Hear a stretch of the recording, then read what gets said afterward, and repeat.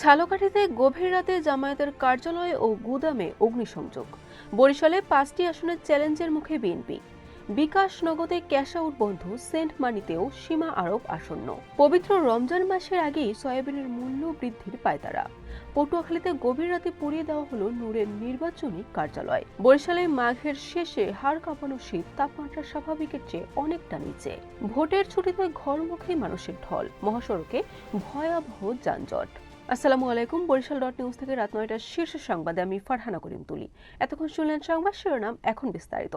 ঝালকাঠি 1 আসনের রাজাপুর উপজেলার সাতুরিয়া ইউনিয়নের আমতলা বাজারে বাংলাদেশ জামায়াতে ইসলামীর অফিস ও এক সমর্থকের গুদামে অগ্নিসংযোগ করেছে দুর্বৃত্তরা। আজ মঙ্গলবার ভোররাতে এই ঘটনা ঘটে।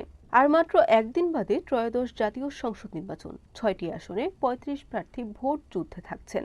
এই ভোট আয়োজনকে ঘিরে প্রতিটি আসনে বিএনপি, জামায়াত এবং ইসলামী আন্দোলনের প্রার্থীরা আলোচনার অগ্রভাগে আছেন। বিভিন্ন স্থানে নির্বাচনী আলোচনায় এই 3টি দলের প্রার্থীরা অগ্রাধিকার পাচ্ছেন এবং ভোটারদের মধ্যেও তাদের নিয়ে আগ্রহ দেখা যাচ্ছে। আসন্ন ত্রয়োদশ জাতীয় সংসদ নির্বাচনকে কেন্দ্র করে মোবাইল ফিনান্সিয়াল সার্ভিস খাতে কড়াকড়ি আরোপের ফলে সাধারণ মানুষ পড়েছে চরম ভোগান্তিতে। বাংলাদেশ ব্যাংকের নির্দেশনায় বিকাশ, নগদ ও রকেটের মতো জনপ্রিয় মোবাইল ব্যাংকিং সেবায় ক্যাশ ইন ও ক্যাশ আউট বন্ধ থাকায় দেশের বিভিন্ন এলাকায় বিকাশ দোকানগুলোতে তৈরি হয়েছে দীর্ঘ লাইন। পবিত্র রমজান মাস অতি সন্নিকটে। রমজান মাসে অতি চাহিদাপূর্ণ সয়াবিন তেল নিয়ে কারসাজি শুরু করেছে অতি মুনাফালোভী ব্যবসায়ীরা। গত এক সপ্তাহে ব্যবধানে পাইকারি বাজারে সয়াবিনের দাম প্রতি মণে প্রায় 200 টাকা বেড়েছে।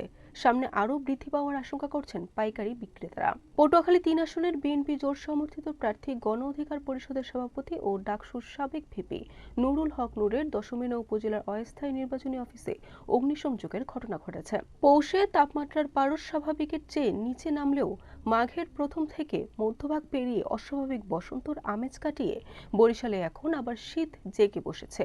মঙ্গলবার সকালে তাপমাত্রার পারদ স্বাভাবিকের চেয়ে 2.6 ডিগ্রি নিচে নেমে আসে।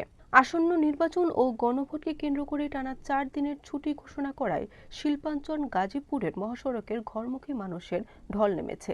এতে ঢাকা টাঙ্গাইল ও ঢাকা ময়মনসিংহ মহাসড়ক দীর্ঘ 50 কিলোমিটার জুড়ে যানজট দেখা দিয়েছে। বরিশাল.নিউজ।